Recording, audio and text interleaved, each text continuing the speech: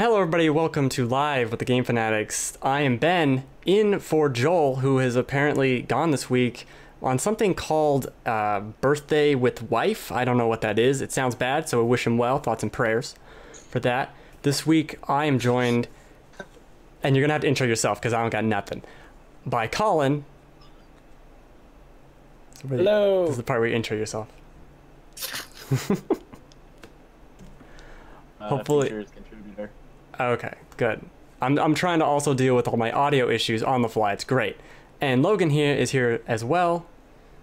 Yes, I am. Hello. And Tyler. How are you doing, today? man? Merry Christmas. I think my voice is fixed now in the stream. Everything's going well. It does sound a lot better. Okay, thank you. You're welcome. So this past, I'm not a robot. That's debatable too.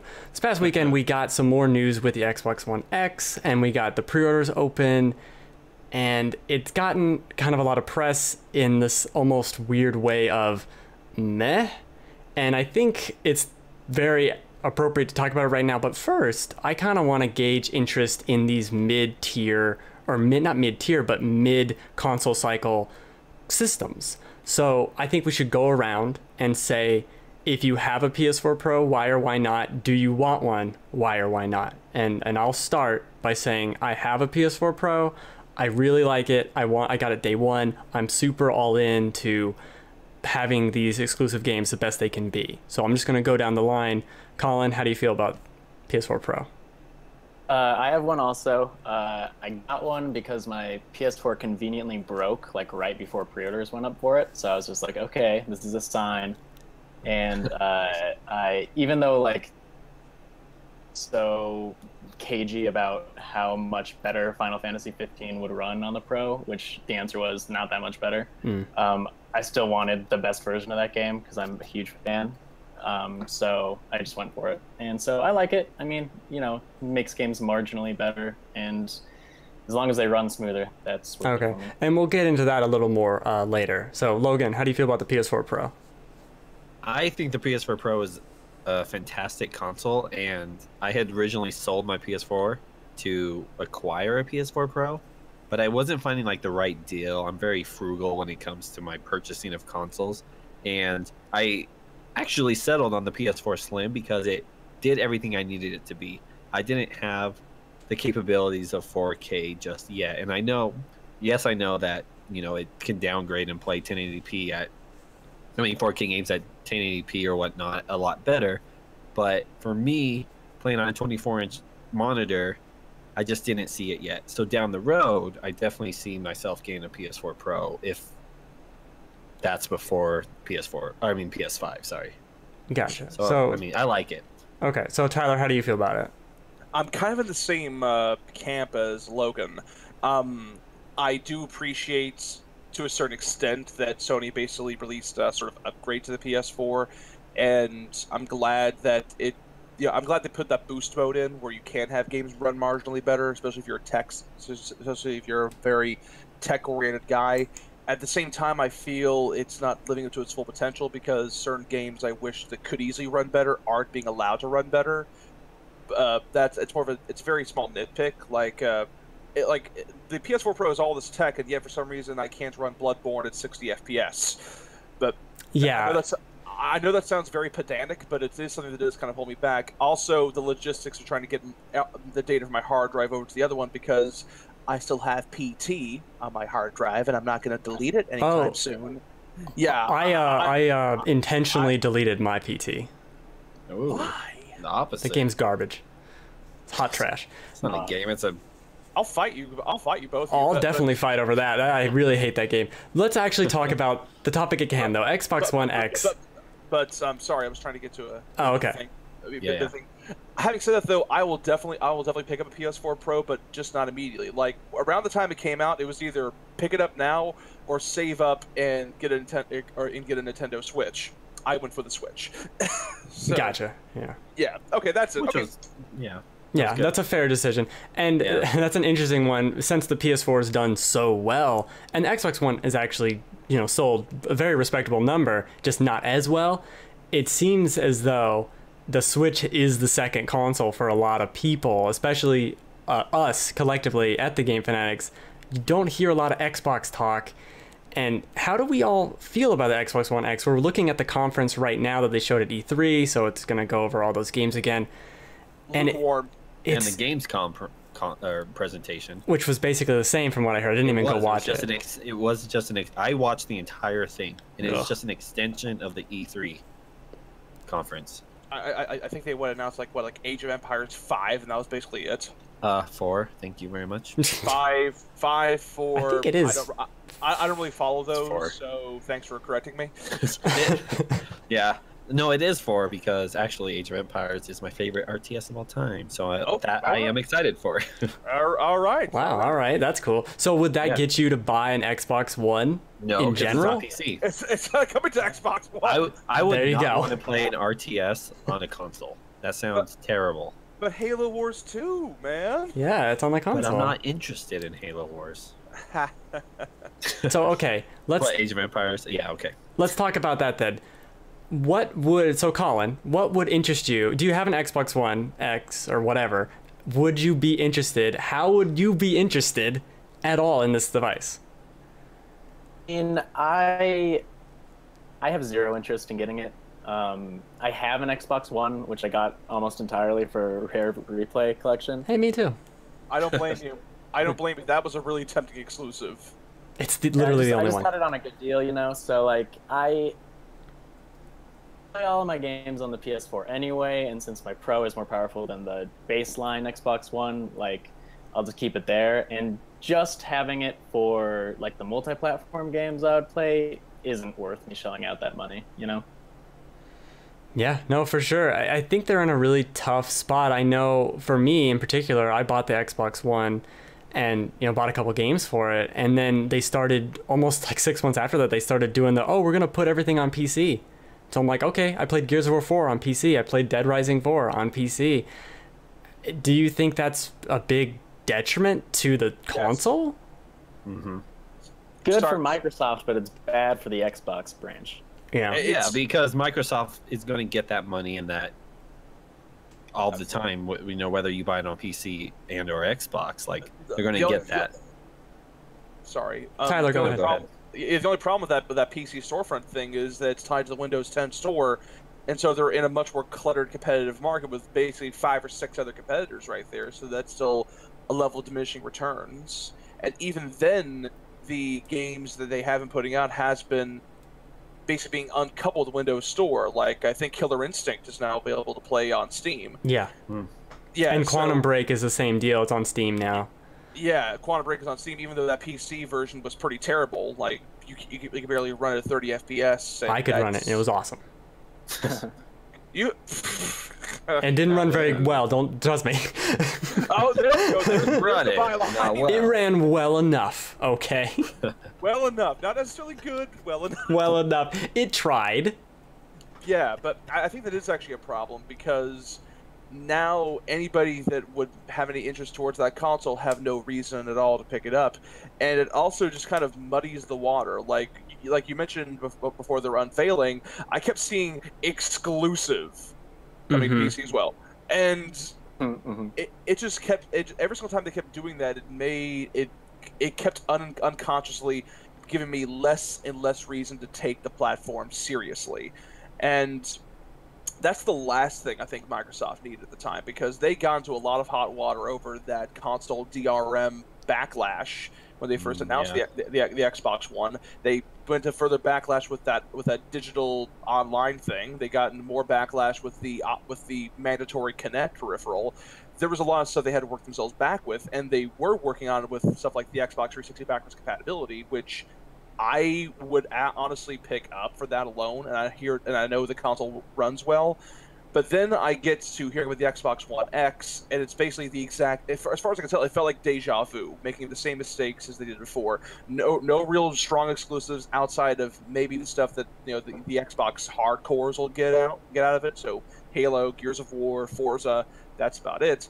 But in terms of really dedicated exclusives, they don't need them. They really don't have them. You can just go get them on PC, and some of that stuff is usually like independent stuff, so it's not really hardware intensive. All that stuff, and there's just so much muddying of the water as well. It's like it runs amazing, it runs great, it's the most powerful console ever, and then they say, oh, Crackdown 3 will only run at 30 FPS, and we got to push it back because there's a lot of bugs and issues with it. I know that's a low blow, but that kind of happens. That and the price of true 4K resolution as opposed to the upscaling of PS4 Pro are apparently these massive file sizes for the texture packs, like 75 gigs and up, and you can't opt out of them. That's going to lead to a lot of problems. And I have seen side-by-side comparisons of download speeds of Xbox One compared to PS4. Xbox One is slow as hell. That's variable, but no, you're right. Like there's so many other issues with this that and there's nothing to buoy that. There's nothing to buoy that. It's like, yeah, you really tolerate that. Okay, but here's the thing though. This console still sold. I don't know the exact number, but it's like 30 something million. Like it's not a dud. It's probably higher than that now. It's doing well, mostly because I can only imagine it being a sort of carryover from how big the Xbox 360 was last generation. The backwards compatibility helping kind of buoy that lack of a strong exclusive library. I can get behind that. I think the other big part of the Xbox selling is playing the community. Yes, playing exactly. with your friends. Yeah, Microsoft always prides themselves on their online network and their. And they have a really good online service. Yeah, they do. They do. When it comes to online, when it comes to multiplayer, everybody thinks of Microsoft because of what they did with Xbox Live. Yeah, I never had a problem paying for Xbox Live, but like with the Switch and like PS Plus, I was always like kind of hesitant. But like Xbox Live, I felt I was getting my money's worth out of it. Yeah, and certainly didn't get hacked and go down for a month. That's for sure. Times, but I got free games out of that. Yeah. I remember the One S like really boosted their sales for a while there, and it surprised me quite a bit. Right, you got a smaller console, you got a nice price point. It worked really well for them, and a lot cheaper, especially after that monster of a price point the original Xbox One had, which was a major turnoff for a lot of people I know. And you have the selling point of actually playing 4K Blu-rays, which I don't know why the PS4 Pro can't do that. No idea. Yeah, that's the stupidest decision. It's weird. I mean, I feel that's still a niche consumer group at the moment, but well, I think the problem is that 4K televisions and 4K resolution stuff isn't fully worked out yet in terms of glitches and kinks and the like. So I get a feeling it was them. But it is getting a lot cheaper. It is getting cheaper. Technology is progressing. But I can't fault Sony for holding off on it. But at the same time, Microsoft did make a smart call taking this gamble with the 4K Blu-ray. So that is something that is good for the One. An interesting thing about 4K, I feel like it's almost the same as VR, where VR came out and it's like clearly not ready for mainstream everything. 4K is being pushed on us as like this is the next big thing, but it's still years away. Yeah, it's the future, but like. Is it the future? In like 3 years, maybe most people will have it at best, right? Yeah. And I don't even know if most people are really going to see the difference, because if you sit more than 6 feet away from like a 55-inch TV, you can't tell the difference from 4K and 1080p. So the closest thing to a 4K experience I know people can actually have anymore is going to a movie theater that sits. And even then it's a big old honking screen in a dark room, where you're there to watch a film. It's perfect conditions. So the come on. Conditions are right there for that. So, but if you're like in your living room and maybe you got kids or a pet or something, and you're playing a game, you're not gonna be focusing on how crisp all those little bits of grass look. You're gonna be too busy running around and fighting goblins or something. The passivity kind of renders a lot of that visual fidelity moot, as far as I'm concerned. That's very true. A lot of these games, you'll look at them. Like I recorded footage. I don't know what game it was for, but I recorded it as I was playing it, right? And then I watched the recording, and I'm like, this game is beautiful. But as I was playing it, I really didn't have any time to take it in at all. And it's crazy how that's in like every game now. Right, because you're favoring gameplay over graphics. Yeah, you're invested in the game. And it's only like I was playing Hellblade and I'd stop to do photo mode because like, oh, this looks cool. I'm going to take it in, do photo mode, and actually enjoy this. And you're like, wow, Ninja Theory put so much work into the particles and the lighting and the art direction and the color palette. Oh, I fucking love that game. And the models look great and everything just flows well. And you're like, whoa. Yeah, you got to take it slow and actually watch it. Look. Yeah. So, well, okay, so I think we're all in consensus. We're not getting this. There's nothing really that could get us. This is despite the fact, like I said, I bought Gears 4 on day one. Like, I really enjoyed it and played it. I'm totally in on these Xbox exclusives for the most part. It's just, does this system even need to exist at all? Like, going forward, is there an Xbox 2 or whatever? I mean, I feel like you have a lot of people that don't want to like invest into a gaming PC to play these games, so the Xbox is a perfect solution for that. True. That is fair. And actually, the exact same argument over whether or not people will even buy an upgraded console to begin with, we actually did kind of solve when it came to Nintendo back. Yes, like industry wisdom at the time said nobody's going to buy that.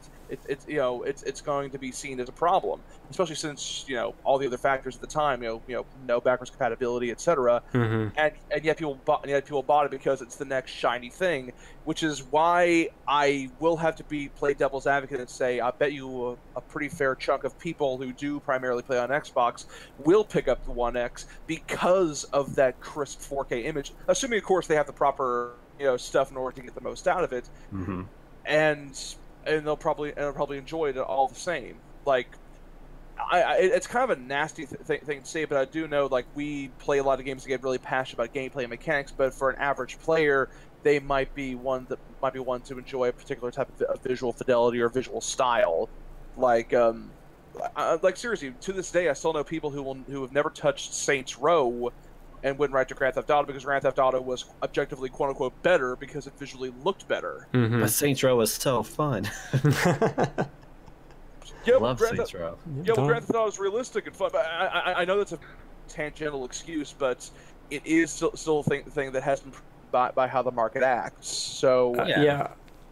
I mean, even though that, like, I'm playing my Nintendo Switch with ARMS and Breath of the Wild, and it's not 4K and like the beautiful thing ever. I'm having the greatest fucking time playing those games because they are just fun.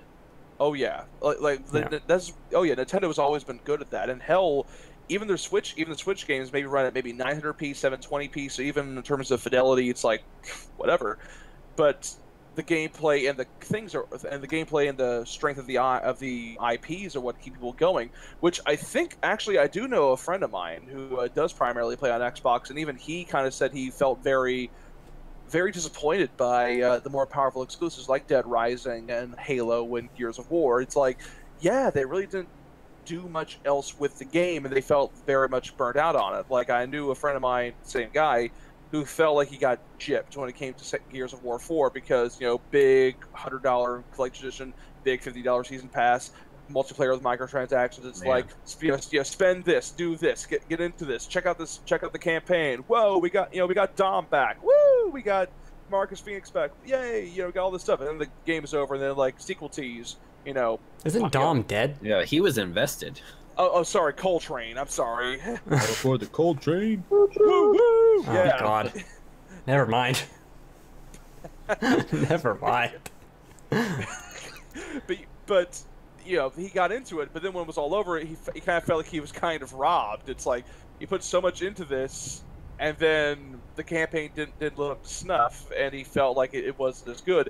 And I know a bunch of Halo fanatics that didn't really like 4 all that much. Thought 5 was a major step back. Yeah. And because of that, there's now a sort of community hesitance towards Microsoft is doing, and the exclusive canceling they've been doing recently has not been doing that any favors either. Yeah, no, I've heard I forget where I heard this. There was some podcast they were talking about perhaps this is just culling everything that was going to happen for the end of this life cycle, so that we can have the next Xbox have this big launch with a ton of awesome stuff.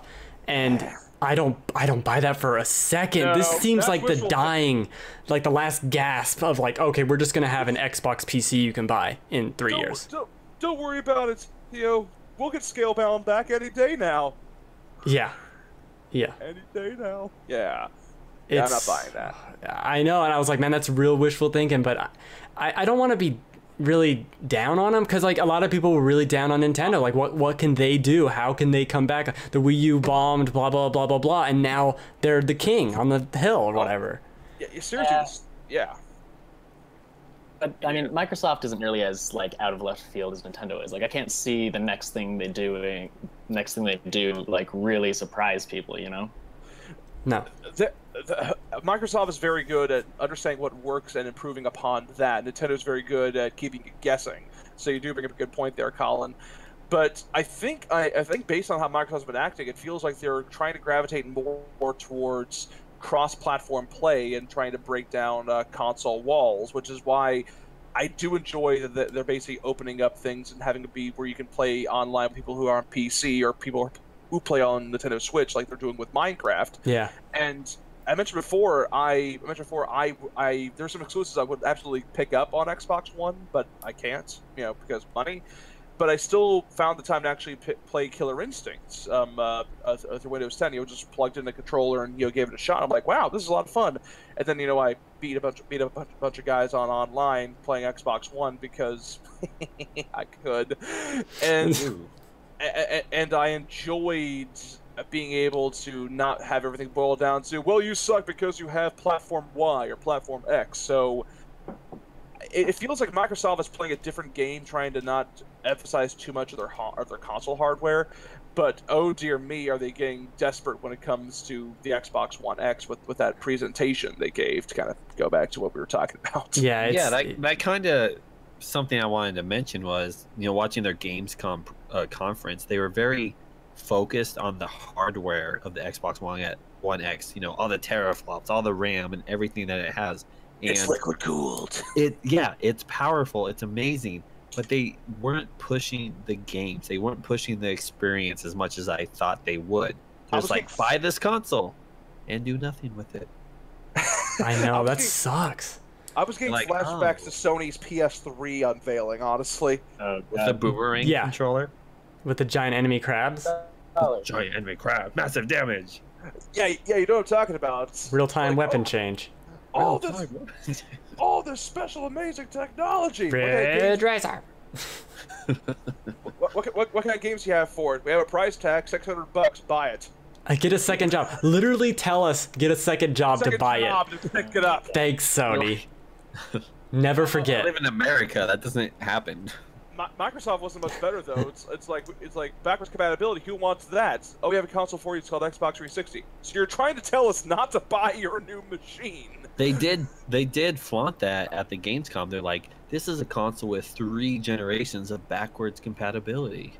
And the problem is it took a major backlash and a major hit to their brand in order for them to kind of renege on that. So. Well, when the biggest thing you have to talk about is that you have games from 15 years ago, you don't have games.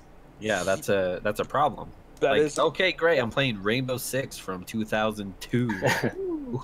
Wow, Voodoo Vince got Hey, I played that. We're having fun with that. Sure you did. That was a good game. I played it this year. The remaster. See, you're the demographic. I am. I'm an idiot. I know. but even then, that as you said, that's diminishing returns. That is you literally preaching to the choir. Nobody else is going to really get in on that. It's so confusing. I don't know where they go from here. I really, unless this leads to them making an Xbox PC, like this is, or unifying the Windows 10 store to where now you can just download Xbox One games and play it on PC, making it this platform, making it what Steambox kind of wanted to be, but never tried. Yeah. Actually, sidebar, what the heck's going on with Valve? I mean, come on, they're... Well, no one knows. Well, yeah. Yeah. We'll let that be for now. Santa Claus over there ruling the ship. Who knows? Is Crackdown 3 going to be on PC as well, right? Yes, day and date. Yeah, because Microsoft said, going forward, all our games exclusive PC, Xbox. Exclusively on Xbox One, as well as Xbox. Crackdown 3, that really sort of shot themselves in the foot because that was supposed to be the big launch game with it, but now it's delayed. Yeah. Oh yeah, and let's not even get started on the thing that happened with play the game and they showed footage and it was glitchy and buggy and yeah. Well, that's what happens, I guess. I mean, what? It's a bad game to showcase a new console because it just doesn't look very good, Right. Yeah. It looked unfinished. Yeah, and Crackdown is a kind of game you just kind of immerse yourself in it, and just unleash your inner crazy man. You know, just blow stuff up, and in theory that could be a showcase, but at the same time, it's a sandbox, and you can't really do scripted stuff without looking very fake. It's. It also feels like a game that should have come out 2 years ago. Yeah, if you properly timed. Yeah, when did Crackdown 2 come out? Like, what's the? Just out of curiosity. Oh, what's I the don't difference know. in time? I don't remember when it came out. But I remember it looking like it was basically reheated leftovers. Like they just reskinned the first map of the first game. I never even played it. Yeah. Leftovers. It's 7 years old. Crackdown 2. No way. Wow. Wow. Yeah. 2010?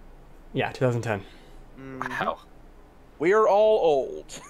I'll So trust. that Yeah. definitely was a long time coming. That's one thing that doesn't help it, is because no one really liked Crackdown 2, you know? Yeah. Like, I remember playing Crackdown 1 back when I had a 360 and I liked it, but... Yeah. Running around the city collecting all the orbs. I think it was just a different. It was a different time. Xbox 360 really hit. It was early. It was cheaper, and I guess people really got invested in it. And then the Xbox One is like, oh, we actually don't. We're not. We just fair weather fans. Like, oh, see ya, bye. We don't care. Yeah. That's what it seems like. Oh, dear. I don't know. I guess one thing I'd like to mention from the Gamescom conference was they talked about how a lot of their older games, Halo 5, Gears of War, are getting free 4K upgrades for the Xbox One X. I thought it was pretty neat. Okay. I'm waiting for a but. But, all these people played the games already, and they're not... Well, it's kind of like Recore... right? Recore getting its definitive edition. It's like, edition. all right. Like, okay. I remember that. But you do bring up a good point. Though, Logan. Like, it's prettier and has a sharper image. Do you really want to blow $500 to get that slightly sharper image of a game you already played? Yeah, 3 years ago. It's the same argument people made for the PS4 Pro, Right. which we bought or want.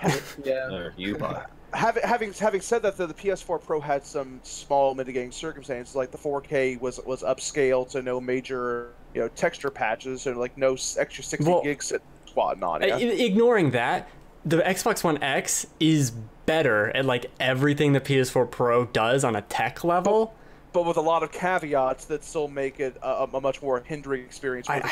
I guess so. I don't think hard drive space is a big deal for me personally. It's still a problem of having to go out and get more hard drives or externals. No, you just delete the games. I never run out of space. I just delete stuff. Yeah, he just deletes. It's still a problem, and it's still an issue. But that's not exclusive to them. The PlayStation and the Xbox and your PC and the Switch has that problem too. It's good, but what we're trying to get at, though, is that with those texture packs, that's going to be even more of a problem. It's more of a problem. Well, okay. It's going to be more, exactly. Like, think about this. Like, Forza 7 is supposed to be what? I'm going to lowball and think maybe it's going to be a 30 gigabyte executable. Yeah, that's a lowball. That's a very low ball. And they did say the texture pack for it is going to be 75 gigs. That's 100 gigs right there. 1/5 of the original Xbox One's hard drive for a single major game. Yeah. Not taking into account apps, video storage, anything else. People, if they really want the 4K experience and they buy a lot of games and buy a lot of that stuff, they're going to be burning through. They're going to be freaking nuts. They're going to be running themselves up a darn wall because, like your argument, just delete it. Okay, reinstall it, and reinstalling the 4K patch. But I mean, how many? So now suddenly, you're there for like 3 hours. How many games do you oscillate between? I guess I only play like 1 or 2 games at a time. Even if it's let's say a more casual Xbox player with maybe 2 or 3 games that they just go through every year, like they pick up Call of Madden and then maybe Forza or something. That's still 3 games. That's still, if we're still lowballing it here, there's still higher file executables there that can take it even higher, and you still want to capture footage. You still want to maybe do other stuff like Netflix or Verve or whatever. Or indie games. Or indie games, even smaller indie games. That's going to fill things up. Oh, you can just delete it. Then you have to download it again, and I didn't see anything about download speeds being handled in the Xbox One X's presentation.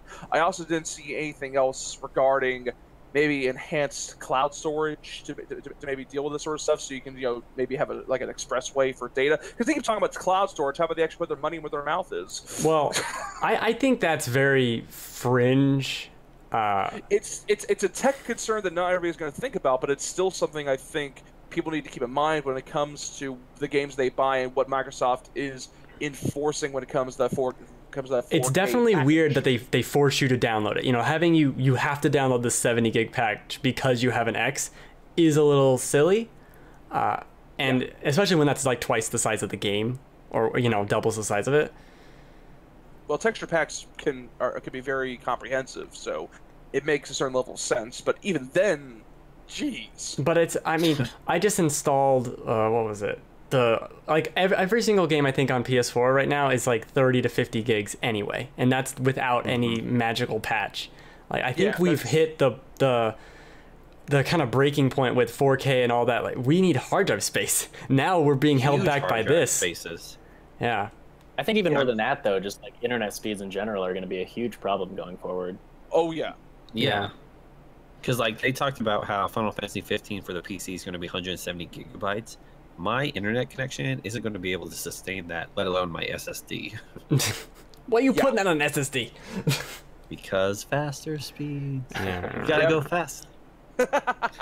Not that fast. All right. Well, I think we've kind of beaten the dead horse a little bit. Does anyone have any final thoughts on the Xbox slow death? The hosts of Gamescom definitely talked about their external hard drives they attach to their Xboxes. Jesus. So, Thanks for proving Tyler's point. I had to throw that in there. The experience so great, you got to spend an extra $200 to get the full experience. Or you could buy the Minecraft Xbox One S. Yeah, great. Because that game takes 5 kilobytes and runs on nothing. It's more like 500 meg or something, but it's Whoa. Whoa, man, my hard drive. You're filling it up. Whoa, big spender here. Yeah, what's the 4K pack for that? It's like half a gig. Like, whoa, 4K in Minecraft, watch out. 500 megabytes. Wow, now I can see all this blocky pixelated stuff in 4K. It is weird that that's like one of their biggest titles is 4K Minecraft. Like, come on. Look how pretty all this stuff is. Here's Minecraft in 4K. Has there been a Microsoft E3 conference where they haven't brought up Minecraft in the last Nope. Not since they bought it, Yeah, no. not since they bought it, yeah. It is a major seller, so I don't blame them. But even Sure. then, it's kind of like saying, "Hey, hey, look, we can do realistic stuff and proper volumetric lighting, and and unique, special, animal AI, and all this different stuff, and realistic mirror sheen. Here's Minecraft. Here's some cubes. Here's some cute. Here's some cubes and a shovel and a pig and bacon. I don't know. Kids like it, I guess. Here's some They visuals. love it. Here's some visuals. Also, here's some fun gameplay. Well, I think another thing, we didn't even mention Sea of Thieves, which is actually being played right now on the screen, is another Microsoft exclusive here that I feel like is just going to fall on its face. This game is going to come out and go nowhere. I like Rare. I like Rare stuff. Why am I not excited for this? I agree. I was excited for this for the longest time. I mean, but it's kind of dropped off my radar. Or should I say my treasure map? Oh. I don't think it should be written off because I've never played it, but I mean, Rare's not really something to get like emotionally invested in anymore. no. It's nostalgia really at this point. And this is coming from a guy that played a lot of their stuff before. The original Killer Instinct, Banjo-Kazooie, that stuff was my jam. I mean, as the only reason I'm keeping the Xbox One I have is just in case I want to play a Rare Replay. Rare Replay made me realize that they kind of made a lot of crap. It's like, I got a free copy of Rare Replay from the Mixer account during E3, but I have nothing to play it on. that's why I want them to make Xbox One games on PC. Make that a Windows 10 thing, and I can download that. Oh That'd my be gosh! fantastic. If they put Rare Replay on the Windows 10 store, I will be. I'll buy it again. I'll be 10% less snarky towards Microsoft. Only 10. Only 10. They though. earned it. They earned it. I'm very frugal. I'm very frugal, but I still like them. Okay, I think is that enough for Xbox's little? I think it is. It's a bummer. I mean, you could talk about the pre-orders, the $500 price point, the Project Scorpio edition, but I think we got it. I mean, I don't think any of us are interested in any of that. It comes out November 7th, I believe, with Super Lucky's Tale. Woo. I guess. I really don't know. So let's move on to what we've been playing to kind of round out the episode.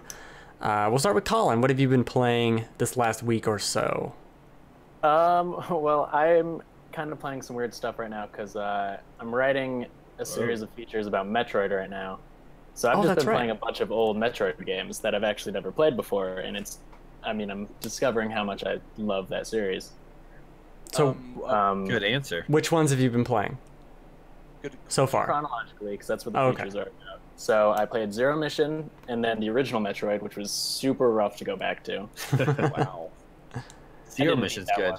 I've always heard good things. Prime right now, almost done with it, and then I believe Hunters is next. Oh. Good luck with Hunters. Yeah, I agree with that. Good luck with that. Heard some like middling okay things with that. Like I'll give it a chance. That's about right. But I mean, I'm Metroid Prime and Metroid Prime 2 are two of my favorite games of all time. I love those games. It's I don't know. I don't even know how to just talk about it. Like I'm just so in love with those games. They're perfectly designed. For so long because I have the Prime trilogy and I had it since it came out, but I didn't open it. Ooh, that's worth money. Why. And so apparently I don't like money. And no, me either. And I just started playing it, and it's like, yeah, it's one of the greats. Yeah. Okay. All right, Logan, what have you been playing? Really, the only thing I've been playing recently is Sonic Mania. Bling, bling. And I'm in love with it. I got it for my Switch because I wanted the portability of it, and even though I've only been playing it at home, I still have been having a fantastic time with it. It's like a mix of old, because like a lot of the levels are original levels, and then like the second act are brand new levels with like huge maps, and it's just so much fun. I'm so excited to play it in a week. You should be. Tyler, you've been playing that as well, right? I have been playing Sonic Mania as well as my Nintendo Switch, and we were actually talking a bit before the show started that I really don't have too much nostalgia for Sonic. I'm like, it was okay back when I was a kid, and I look back and I'm like, oh god, these games were only like okay at best. And then I'm playing Sonic Mania, and the hours just fly by whenever I start playing it. It's like, wow, this is fun. And you can actually see our more formal review by Dell of Sonic Mania. It should be coming up soon on thegamefanatics.com. I've also been playing another game for review, Yakuza Kiwami, which review shall be up sometime this week at thegamefanatics.com. And I've also been playing Destiny. Just been kind of getting ready for Destiny 2, doing some... Gross. Oh, shit. That's coming out soon, right? What day is that? September 6th. Damn. Yeah, it's kind of weird. Like, I was kind of in the same vein for Destiny for a long time, but then I kind of somehow got a bunch of friends together, and we have a clan now, and suddenly it's just a thing to do on the weekends just to catch up. So, I kind of came back to it, after the Taken King and Rise of Iron, and now I'm like, oh my god, I'm actually invested in this world somewhat. Yeah, Destiny's fun when you have other friends playing it and going through the content.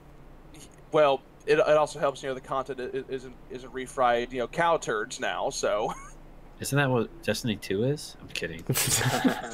Don't hate me. It's okay. It's okay. I can't... I didn't realize that. Ooh. Can I get it for my Switch? Nice try. Oh my gosh. It was on PS3. If they actually put Final Fantasy 15 on the Switch, like people are rumoring it to be, I will be all over it. Good luck. They'll get a mobile port today. Yeah, they were. They're like, what rhymes with Twitch? I don't know. Bitch. Oh, who said that? They said that on the live stream today. Yeah, Square Enix did. Yeah. What a bunch of... Announced that weird, like... The mobile version? Yeah, they're going to get the mobile version. The, like, Final Fantasy 3 graphics for Final Fantasy 15, yeah. Yeah, kind of weird. Oh. But They said it was the full game. That's what I'm saying. You're gonna get that on Switch. You're gonna get that mobile version on Switch. You betcha. But yeah, that's what I'm playing. I'm playing Destiny, getting my clan ready for the sequel, getting actually kind of hyped for it. Sonic Mania, because, why not? I want to see if Sonic's out of his darn 3D rehab already. And a bit of Yakuza Kiwami. Well, my thoughts on that, once again, check out thegamefanax.com, written stuff. It's amazing. But how are you, I don't know if you can say, I don't know if there's an embargo or anything, but are you liking Yakuza? I gravitated towards it because it's a pretty savvy idea for an entry point to the Yakuza games, because it's the same problem I had for a long time with the Final Fantasy series. It's like, it's this big franchise, everybody loves it, but if you don't know anything about it, seeing those big numbers on the end will turn you off. Like, do I play the first one, or do I not? Like, where do you start with that? So I think it was very smart of them to basically do like a remake of the first game to kind of say, here, we'll help you out. And they kind of did the same thing with that with Yakuza 0, the prequel. Mm-hmm. But at the same time, good for them to kind of bring people in, because it's been going for 10 years and it clearly has a fan base. So it was a very smart call to bring more people into the fold and get more fans out of it. And I'll once again, my review goes live. You can see my review. My written review. You can actually see forward to it. how I thought it works as a game and as a adaptation, as a remake, all that good stuff. As an entry point to the series, that's cool. I've never played a Yakuza game, so I don't know. But there you go. You can use it. I don't think I'm gonna start now. Fine. Well, actually, on the topic of stuff you guys should check out on the site proper, Ben, do you mind if I throw some shout-outs? Plug away. Thank you very much. For those of you who don't know, I am the reviews editor at GameFanax.com, and as such, to pimp out reviews done by our talented writers. If you go to our site right now, we have official reviews up right now for Nidhogg 2, reviewed by, I believe it was Caleb. I think it was. Yes. Yeah. Don't quote me on that. Sorry. and our yes. I'm sorry. I'm just kidding. You better be sorry. Sorry, I'm just kidding. Logan. Okay. Go on. And our second big review has actually been for Cliff Bleszinski's new online-only gravity-defying shooter Lawbreaker, brought to you by our own Forbes Jones. Give those a read. Check it out. And as I said before, we have a few other reviews in the pipeline, including a proper review for Sonic Mania and Yakuza Kiwami. Sounds great. And I have been playing the last couple weeks. I started playing, Grim Dawn, which is like basically if Diablo 2 was made last year. And I love Diablo 2. Hundreds and hundreds of hours. And lots of loot. Lots of loot. It's fast. I'm playing as like a necro kind of character. I really enjoy it's dumb junk food, that type of game. Like it's just completing the quest, go kill monsters. That's it. And it's got that super good loop of loot and leveling up and skill points and all that. It's kind of what I wanted from Diablo 3. Been really enjoying that, but I was just killing time until Uncharted: The Lost Legacy came out today. Played about an hour of that, and it's more Uncharted 4. If that's not your bag, it's not going to be your bag. But if it is, fair enough. It's good. It's a little slow. The first hour is a little slow, but I think all Uncharted games are a little slow to start. So we'll see. To like how 4 kind of starts off, like not a whole lot of like gunplay. Slower than that. I think it was like 45 minutes or so until I shot someone, which is fine. I don't have any problem with that, but I wasn't mad. I mean, gunplay is like the worst part of the game. So I agree, and that's It's all right, Ben. We all understand you need to save your bloodlust. I know. That's what I loved about Hellblade, man. It's like not about the combat at all. You're just walking and hearing this story, and that's what I also like about Uncharted 4 in particular was the story moments. And let's climb, let's stealth around things instead of just shooting. I have heard that about Hellblade, how the gameplay is just kind of there to wake you up every now and then, but it's mostly a narrative. It's mostly a story-driven experience. It is. It's very story. Like Gear 4. Yes. Hey, it's perfectly fine. In fact, I believe once again Forbes actually wrote a fanatical take on Hellblade, actually praising its narrative conceit and how it handles its various themes. Once again, you check that out. Yeah, go check that out. It's a good read. I think actually when I pimped the Hellblade last time I was on the show, I did a pretty good job of explaining like how good a job it does with mental illness and not making it in your face, but still making it so crazy. Yeah, it's still so realistic, and almost it buries itself into game mechanics that you might not even realize. Like, for example, she sees these runes and it'll have like a door will be locked, and I have to find these runes in the environment to get through them, and you might think that's just a gameplay thing, right? That's just a conceit. Oh, this is a puzzle they wanted me to solve. But someone find the key, open the door. Yeah, someone, I mean, you've done that in games for 50 years, but if you're alive for 50 years, but if someone with this condition could conceivably have this hallucination and think they need to find runes in the environment to unlock the door, and as soon as you start thinking about the game from that perspective, that almost everything you're seeing isn't real and it's just in her head, more or less. I mean, obviously some things are happening, but it's diegetic while also still feeding into that unreliable narrator conceit. Yes, more or less like that. Yeah, it does it to get a little wordy. It does it so smartly though, and the more I think about it after I played it, the more I like it. Like, it's one of those weird things where I keep thinking about it, going like, that's really good. I'm liking it more and more. I love games that do that. Yeah, it's so rare to finish a game and not just kind of go, whatever. Like, it's growing on me. I might want to play it again, but the experience was definitely one of my favorites, like, in the last year. So it's an incredible game. About how long did it take for you to get through it? About 8 hours or so, and I collected most of everything. I missed a couple stuff, and you can't like chapter select, so whatever. Yeah, that just kind of sucks. But then there's also a little documentary that you can watch after. It's like a 15-minute that shows how they made it and all that. It's pretty cool. I do appreciate that Ninja Theory, actually kind of because for what I've seen, that's always been their strength. Like with Enslaved and Heavenly Sword, they do a good job with character building and stuff, but their combat is kind of perfunctory. Yeah, I'd agree with that. And in a game like this, where 30% of the game is combat and the rest of it isn't, it works super well. Yeah, and also good on them for actually going for a competitive $30 price tag. With, like, seriously, if you told me that game was $30 and just showed me some screenshots, I would not have believed you. Oh, yeah. It's one of the most beautiful games I've ever played. It's striking. Nice. It's, again, played on PC. PC. Okay. Yeah. Okay, I don't know, E.T. was also on the show today. I was trying to go for a Psychonauts reference, but sure, quote Spielberg. Well, I mean, through the magic of Discord, it sounded a little more like E.T. Okay. Joel is chiming in from the chat saying, Enslaved was awesome. I loved that game. Shut up, Joel. Isn't this your wife's birthday? Get back to that. If I wanted you on the show, I'd get you on the show. In his defense, Enslaved was pretty awesome.